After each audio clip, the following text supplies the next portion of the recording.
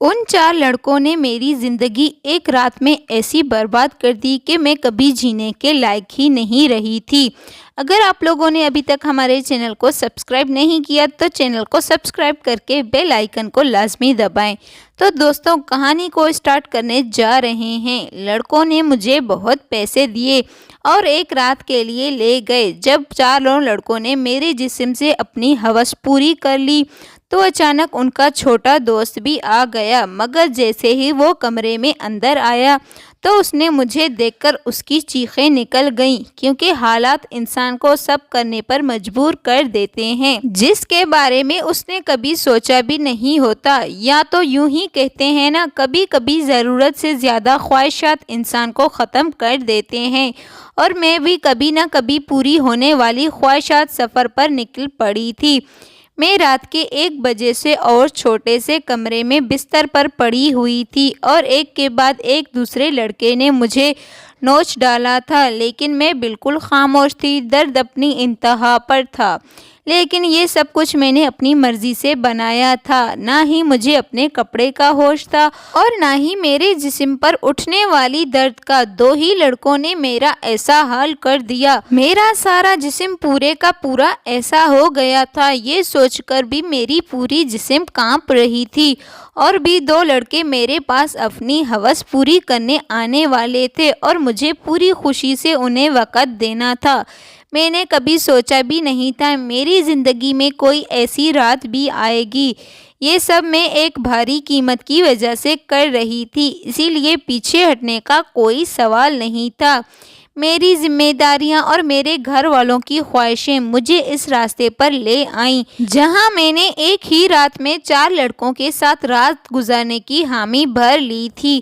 عام حالات میں تو کسی لڑکی کے لیے ایسا سوچنا بھی ممکن نہیں تھا، لیکن میں جس جگہ پر کھڑی تھی وہاں مجھے فیصلہ کرنے کے لیے زیادہ وقت نہیں دیا گیا۔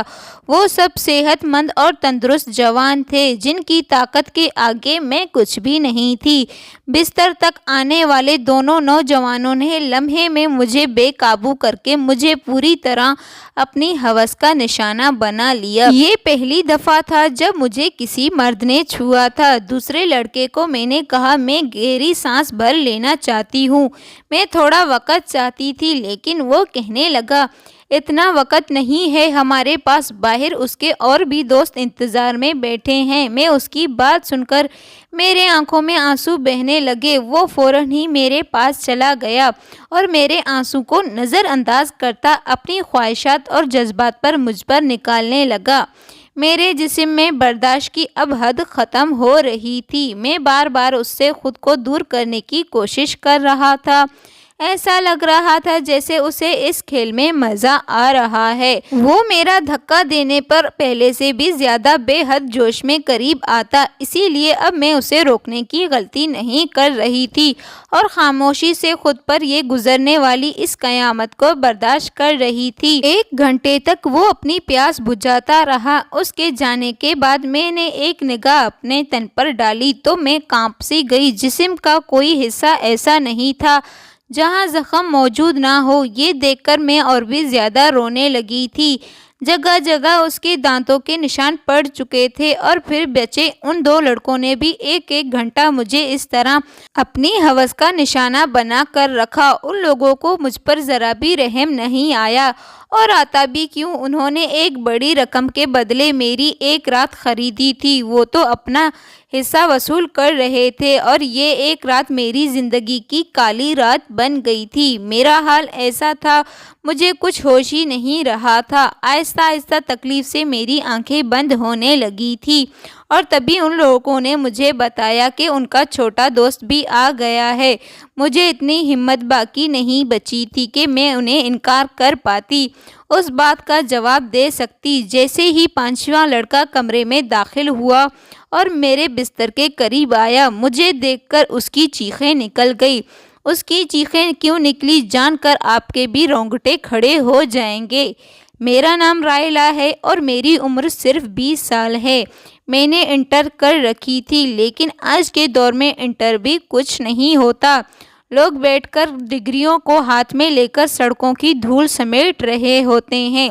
اس بات کا صحیح طریقہ اندازہ مجھے بھی اس وقت ہو گیا جب میں جوان ہو گئی تھی۔ ہر کمپنی کے آگے نوجوانوں کی ایک بڑی سی لائن لگی ہوتی جو اپنی باری کے انتظار میں تھے۔ ایسے میں مجھ جیسی لڑکی کو نوکری کہاں مل سکتی تھی جس کے پاس کوئی تجربہ بھی نہیں تھا اور نہ ہی کوئی بڑی ڈگری۔ مگر نوکری ڈھونڈنا میری سب سے بڑی غلطی بن چکی تھی کیونکہ بابا کے بڑھاپے میں میری کمر توڑ دی تھی۔ بابا کے اکیلے ہی کمانے والے تھے۔ ہم 4 بہنیں تھے اور بھائی بھی نہیں تھا۔ گھر میں پڑھی لکھی میں ہی تھی، اس لیے کمانے کی ذمہ داری میرے اوپر آ گئی تھی۔ میں گھر سے باہر نکلی تو میرے ہوش ٹھکانے آ گئے۔ میں تو باہر کی دنیا کو بہت آسان سمجھ رہی تھی، لیکن اب مجھے سمجھ میں آ گیا تھا کہ بابا کتنے جتن کے ساتھ ہمارے لیے روٹی کماتے۔ میں ہمیشہ بابا سے ناراض رہتی کیونکہ وہ ہمارے خواہشات پورے نہیں کرتے۔ وہ بڑی محبت سے مجھے پکارا کرتے، رائلا بیٹی تو فکر نہ کر، ایک دن تیرے بھی بھاگ جاگ اٹھیں گے۔ لیکن مجھے وہ دن اپنی قسمت پر رونا نظر آتا تھا۔ وہ ایک دن بابا نیند میں ہی اللہ کو پیارے ہو گئے تھے اور جب صبح یہ بات کھلی تو بابا ہمارے بیچ نہیں ہے تو میں اس بات کا احساس ہو گیا تھا۔ بابا ہمارے لیے کتنے اہم تھے جب تک وہ ہمارے سر پر موجود تھے۔ ضرورت سے زیادہ ہمیں فکر نہیں تھی۔ بابا کے مر جانے کے بعد کچھ دن تک آس پڑوس کے لوگوں نے ہماری مدد کی، لیکن آج کے دور میں کون کسی کا پیٹ پال سکتا ہے، اور خاندان والوں نے ہماری مدد کی، لیکن آہستہ آہستہ سبھی زندگیوں میں مصروف ہو گئے تھے۔ مجبوراً مجھے ہی نوکری تلاش کرنے کے لیے گھر سے نکلنا پڑا اور مجھے سمجھ میں آ گیا تھا عورتوں کے لیے باہر کی دنیا کس قدر مشکل ہے۔ کسی بھی کمپنی میں ہزار لوگ پہلے ہی کھڑے ہوتے ہیں۔ میں نے اسکولوں کے بھی چکر لگانے شروع کر دیے۔ میں آدھے دن سے بھی زیادہ کام کرنے کے بدلے مجھے صرف 6,000 ملتے تھے جس میں گھر کے بجلی کا بل چکا پاتی۔ اس میں بھی ہر اسکول والے مجھے میرا تجربہ پوچھتے اور میرا منہ خالی رہ جاتا۔ بہت تلاش کرنے کے باوجود کوئی نوکری نہیں ملی تو میری ایک دوست کے بھائی کے ذریعے مجھے ایک پیزا ہاؤس، یہ شہر کے بڑے علاقے میں بنا ہوا پیزا ہاؤس تھا جہاں ہر وقت مردوں کی بہت زیادہ بھیڑ لگی رہتی۔ کالے رنگ کا فٹنگ دار پینٹ کوٹ میرے حوالے کر دیا گیا جس پر پیزا ہاؤس کا نام لکھا ہوا تھا اور مجھے اگلے دن سے نوکری پر بلا لیا۔ اس نوکری کے بڑے عجیب قسم کے کام تھے، مجھے پورے طریقے کرنے تھے۔ انہیں ایک ماڈرن سی لڑکی ویٹر کے نام پر چاہیے تھی۔ ڈائننگ ہال میں کھڑی ہو کر میں یونیفارم اپنے بیگ میں ڈال کر واپس گھر لوٹی۔ میں ابھی فیصلہ نہیں کر پائی تھی مجھے یہ نوکری کرنی ہے یا نہیں، کیونکہ یہ میرے لیے بہت عجیب مشکل کام تھا۔ بابا کی موجودگی میں کبھی مجھے اجازت بغیر گھر سے نہیں نکلنے کی نوبت پیش آئی، اور پیزا ہاؤس میں تو اتنے سارے مردوں کے بیچ اتنے تنگ کپڑے پہن کر کھڑے ہونا میرے لیے بہت ہی مشکل کام تھا۔ پہلے 2 مہینے سے ہم بل نہیں چکا پائے تھے اور شاید اسی لیے ہماری بجلی بھی کٹ گئی تھی۔ یہ دیکھ کر میری ماں رونے لگی۔ ماں کے آنسوؤں نے میرے فیصلوں کو بہت آسان کر دیا۔ میں نے اماں کو گلے لگایا اور انہیں بتایا مجھے ایک اچھی جگہ نوکری مل گئی ہے اور کل سے میں نوکری پر جانا چاہتی ہوں۔ اماں نے میرے سر پر ہاتھ رکھا اور کہا، اب تو ہی ہمارا سہارا ہے، تمہیں ہی اپنے 3 بہنوں کی شادی کروانی ہے۔ اماں نے ایک بڑی ذمہ داری میرے کندھوں پر ڈال دی تھی اور میں یہ سوچ رہی تھی کہ یہ ذمہ داری کیسے نبھاؤں گی، لیکن مجھے یہ فرض نبھانا تھا۔ اماں پوچھ رہی تھی کہ مجھے یہ نوکری کہاں ملی ہے، لیکن میں نے انہیں بتانا نہیں چاہتی تھی مجھے نوکری کہاں ملی ہے، اسی لیے میں نے ہاں میں سر ہلا دیا۔ میں نے کہا، ایک بہت بڑی کمپنی میں مجھے نوکری مل گئی ہے، وہاں پر میں دوپہر کے 2 بجے سے رات کے 12 بجے تک تھا۔ یہ بات میں نے بڑی مشکل سے اماں کو بتائی۔ میری نوکری کا وقت جان کر وہ حیرانی میں آ گئی اور مجھے دیکھنے لگی۔ یہ کون سی کمپنی ہے جہاں یہ وقت پر کام پر بلایا جاتا ہے؟ میں نے جھوٹ کہہ دیا، یہ ایک نیشنل کمپنی ہے جو 24 گھنٹے چلتی ہے۔ میں نے اماں سے کہا، اس وقت ہمیں پیسوں کی اتنی ضرورت تھی۔ اماں نے میرے آگے اب کوئی سوال نہیں کیا، مجھے ترقی کی بہت ساری دعائیں دی اور اگلی دوپہر 2 بجے ہی میں پیزا ہاؤس کے لیے روانہ ہو گئی۔ مجھے کیا خبر تھی کہ یہاں سے میری قسمت مجھے آگے کہاں لے کر جانے والی ہے۔ میں نے اپنا یونیفارم پیزا ہاؤس میں آ کر بدل لیا۔ مینیجر نے مجھے پیزا ہاؤس کے دروازے کے قریب کھڑا کر دیا اور کہنے لگے، آج تمہارا پہلا دن ہے، اسی لیے تم ہر آتے جاتے کو عزت سے ویلکم کرو گی۔ اور غصہ ہو کر کہا، یہ کیسا منہ اٹھا کر آئی ہو، پہلے آپ میک اپ کرو۔ مینیجر کی بات سن کر میں شرمندہ ہو گئی کیونکہ میرے پاس میک اپ نہیں تھا۔ وہاں موجود ایک دوسری لڑکی نے اپنے میک اپ سے مجھے گہری سرخی لگائی۔ وہ بڑی تیزی سے میرے چہرے پر اپنا ہاتھ چلا رہی تھی۔ اس کے بعد جب میں نے اپنے آپ کو آئینے میں دیکھا تو میں حیران رہ گئی۔ مجھے معلوم نہیں تھا کہ ورنہ کام کرنے کے بہت سارے لوگ مل جاتے ہیں۔ میں خوبصورت تھی، میرا رنگ بھی بہت صاف تھا، لیکن تھوڑے میک اپ کے بعد میں پوری طرح نکھر گئی تھی۔ میں خود کو آئینے میں دیکھ رہی تھی جب لڑکی کہنے لگی، اس میک اپ کی وجہ سے، آپ کی خوبصورتی کی وجہ سے آپ کو یہ نوکری مل گئی ہے۔ میں جان گئی تھی یہ نوکری مجھے میری قابلیت کی وجہ سے نہیں بلکہ خوبصورتی کی وجہ سے ملی ہے۔ نوکری کا یہ پہلا دن میرے لیے بہت بھاری تھا۔ میں 2 بجے سے دروازے پر کھڑی ہو کر آنے جانے والے مرد اور عورتوں کو ویلکم کر رہی تھی۔ یہاں عورتوں کی تعداد کم تھی اور زیادہ تر مرد ہی آتے۔ رات تک میرے پیروں میں بہت تیز درد ہو چکا تھا اور ابھی مجھے واپس بسوں کے بھی دھکے کھاتے ہوئے گھر پہنچنا تھا۔ 12 بجے میں اپنے گھر پہنچ گئی تھی جب میں نے دیکھا اماں میرے انتظار میں جاگ رہی تھی۔ میں نے اماں کے ساتھ بیٹھ کر کھانا کھایا اور فوراً ہی بستر پر لیٹ گئی۔ مجھے بابا کی بہت یاد آ رہی تھی۔ میرے بابا سب سے زیادہ نخرے اٹھایا کرتے تھے۔ میں بھی ہمیشہ ان سے کسی نہ کسی بات پر روٹھ جاتی تھی۔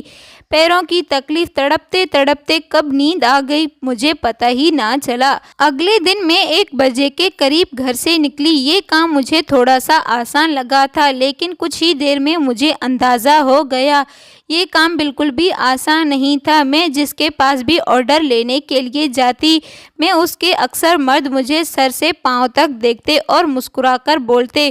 مجھے بھی مسکراہٹ لانی پڑتی کیونکہ یہ میری نوکری کا اصول تھا۔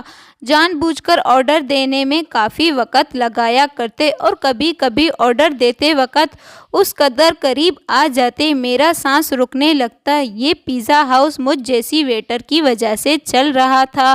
مرد لڑکیوں کی وجہ سے ہی آتے تھے۔ دن تیزی سے گزرتے گئے اور مجھے یہ نوکری کرتے کرتے 1 مہینہ ہو گیا۔ اس 1 مہینے میں کافی کچھ ایسا ہوا جو میرے لیے عجیب تھا۔ مردوں کی عجیب عجیب نگاہیں، آرڈر دینے کے بہانے قریب آنا اور ڈبل پیسے دینے کا بہانہ کرنا۔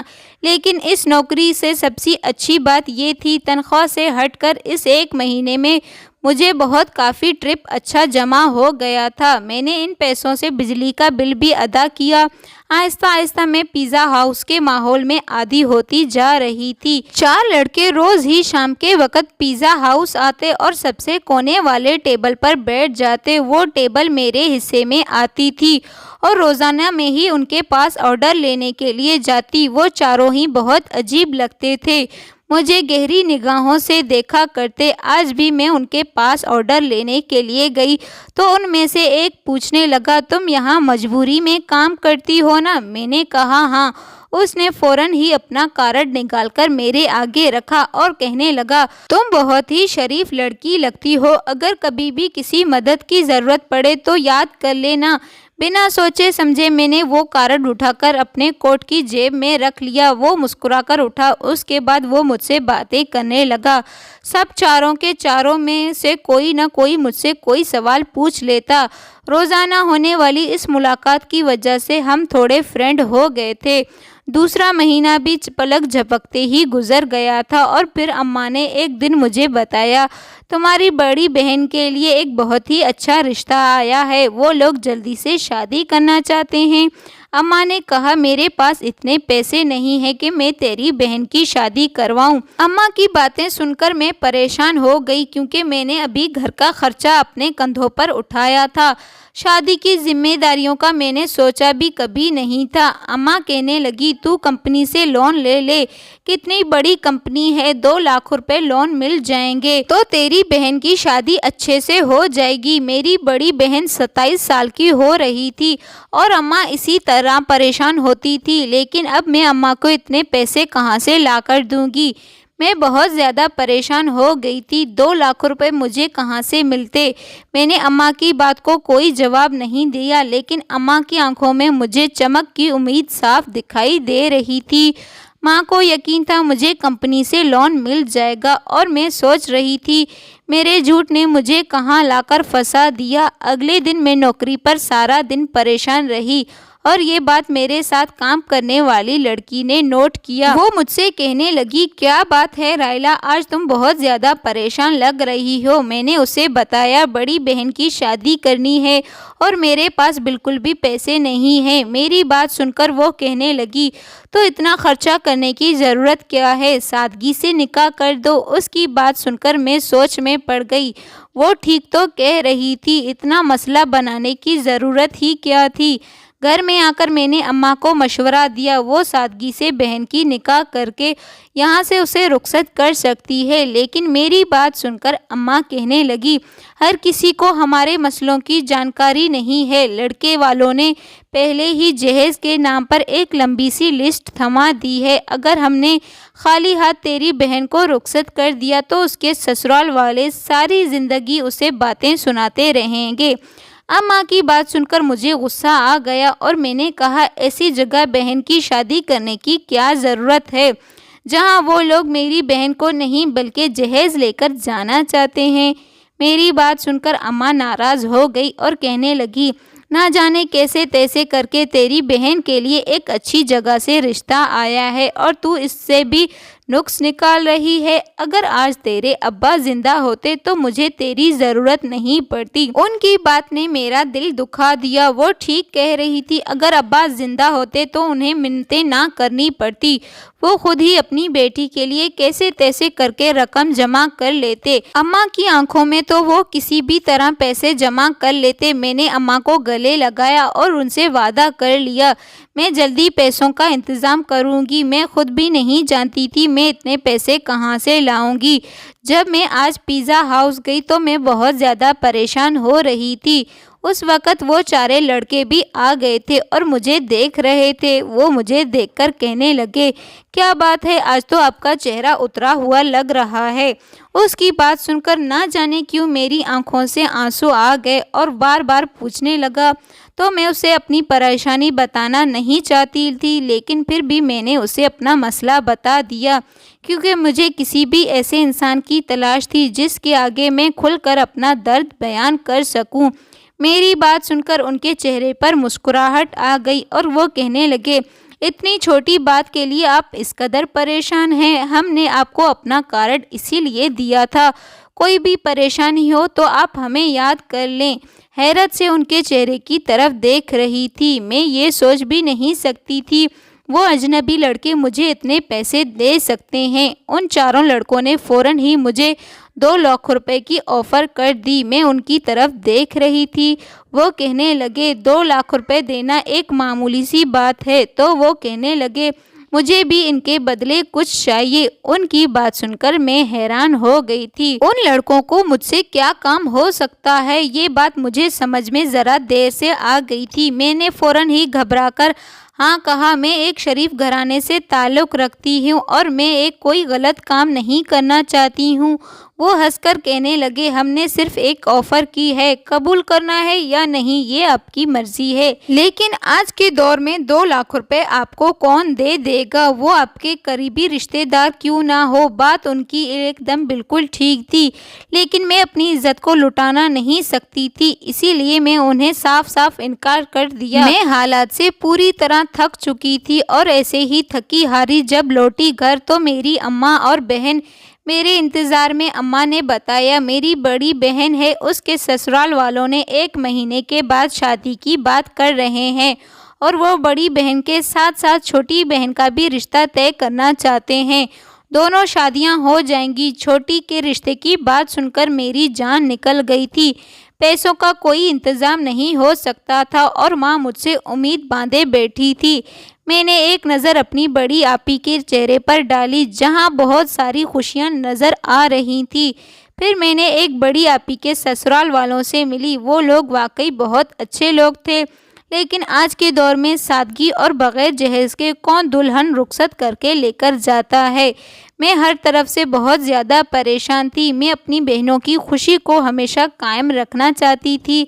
मैंने अम्मा से कहा, आप शादी की तारीख पक्की कर दें, पैसों का इंतज़ाम हो जाएगा। मेरी बात सुनकर घर में खुशी की लहर दौड़ पड़ी, मगर वो लोग इस बात से बेखबर थे कि ये खुशी उन्हें मेरी बर्बादी के बदले हासिल होने वाली थी। अगले दिन उन चारों लड़कों से हामी भर ली। वो मुस्कुराकर कहने लगे, हम जानते थे आप ज़रूर मानेंगी। इन चारों ने एक रात के लिए मुझे अपने साथ लेकर जाने की बात की थी। मैंने अम्मा को बताया कि साल के आखिर की वजह से कंपनी में बहुत काम है और मुझे एक रात कंपनी में ही गुजारनी होगी। कंपनी ने मेरा लोन मंजूर कर लिया है, मजबूरी है, करनी होगी। लोन पास होने की बात सुनकर अम्मा उस खुशी से गुजर गई। उन्होंने मुझे एक रात गुजारने की इजाज़त दे दी और मैं पिज़्ज़ा हाउस से छुट्टी होने के बाद उन चारों लड़कों के साथ चली गई। उन चारों ने मुझे अपनी दरिंदगी का निशाना बना डाला और पांचवा लड़का अंदर आया तो मुझे देखकर उसकी चीखें निकल गईं, क्योंकि पूरा बिस्तर खून से लथपथ हुआ पड़ा था और मैं अपनी ज़िंदगी की जंग लड़ रही थी। और वो लड़का मुझे उठाकर गाड़ी में डालकर एक छोटे से अस्पताल में ले गया, जहां शायद उसका कोई जानने वाला ही डॉक्टर था। कई घंटे आईसीयू रूम में रहने के बाद मेरी हालत कुछ बेहतर हो गई, लेकिन मेरा ज़ख्मी जिस्म बर्बादी की गवाही दे रहा था। वो लड़का उन चारों का ही दोस्त था, लेकिन उसके साथ इंसानियत भी बाकी थी और उसे मुझ पर रहम आ गया, वरना शायद मैं उसी बिस्तर पर ही दम तोड़ती। मैंने अम्मा को फ़ोन करके बताया, मेरी कंपनी से छुट्टी नहीं हुई है। उस लड़के ने अस्पताल का सारा खर्चा खुद ही उठाया और उसके जो दोस्त थे वो चारों 2 लाख रुपए मुझे दिए और वो चारों बहुत ही अमीर कारोबारी लोगों के बेटे थे, जो चाहते तो मुझे बगैर बर्बाद किए मेरी मदद कर सकते थे। मेरे ठीक होने पर मुझे अस्पताल से छुट्टी मिल गई। उसके बाद उस लड़के ने मुझे अपनी फैक्ट्री में नौकरी पर ऑफ़र दी और यकीन दिलाया मैं वहां इज्जत से काम कर सकूंगी। आज मेरी दोनों बहनें की शादी हो गई। एक बात मैं अच्छे तरीके से जान गई थी कि आज के इस दौर में बगैर किसी मतलब के मदद करने वालों लोगों की मदद ना होने के बराबर है। हमेशा नौकरी करने वाली लड़कियों की इज्जत करें, क्योंकि वो हमेशा अच्छे घराने की लड़कियां होती हैं, फिर वो तंग कपड़े पहनकर किसी पिज़्ज़ा हाउस के दरवाजे पर क्यों ना खड़ी हों। तो मोहतरम नाजरीन, अगर आप लोगों को ये कहानी पसंद आई हो तो वीडियो को लाइक और चैनल को सब्सक्राइब कर देना। मज़ीद अच्छी वीडियोस देखने के लिए हमारे साथ ही जुड़े रहिए। आज के लिए इतना ही काफ़ी है, फिर मिलते हैं कल। अल्लाह हाफिज़। आपका इस बारे में क्या राय है कमेंट्स बॉक्स में ज़रूर बताना।